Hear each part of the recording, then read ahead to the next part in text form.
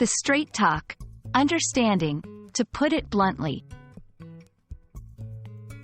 Hello, language enthusiasts. Welcome back to our channel. Today, we're diving into a commonly used English phrase, to put it bluntly.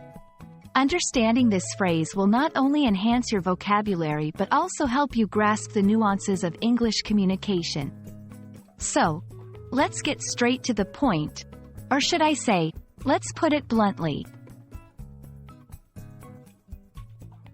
To put it bluntly is a phrase used to introduce a statement that is very direct, and possibly even a bit too straightforward or harsh. It's like saying, I'm going to speak very openly, or I'll say this without sugarcoating it. People use this phrase when they want to express an opinion or fact clearly and directly, without trying to soften the message or worry too much about the listener's feelings. You can use to put it bluntly when you feel it's important to be honest and direct, even if it might be a bit uncomfortable. It's often used in situations where clarity is crucial, or when you want to emphasize the importance of what you're about to say. However, be cautious.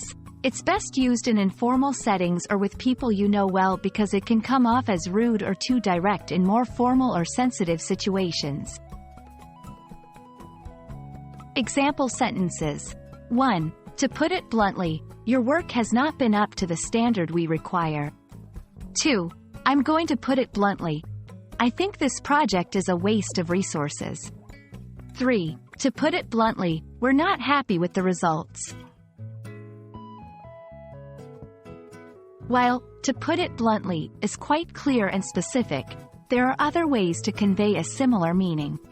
Some synonyms or variations include, frankly speaking, in plain language, to speak candidly, to be upfront. Each of these can be used to introduce a direct or honest statement, but the tone and formality might vary slightly. It's important to note that directness can be perceived differently in various cultures. What is considered refreshingly honest in one culture might be seen as rudeness in another. Therefore, understanding your audience and their cultural background is crucial when deciding whether or not to use, to put it bluntly, or any of its synonyms.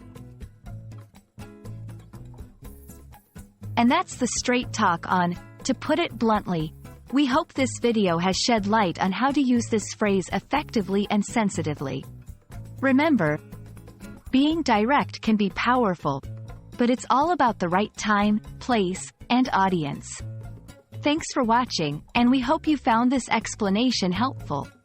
Stay tuned for more insightful language tips, and don't forget to like and subscribe for more content. Happy learning!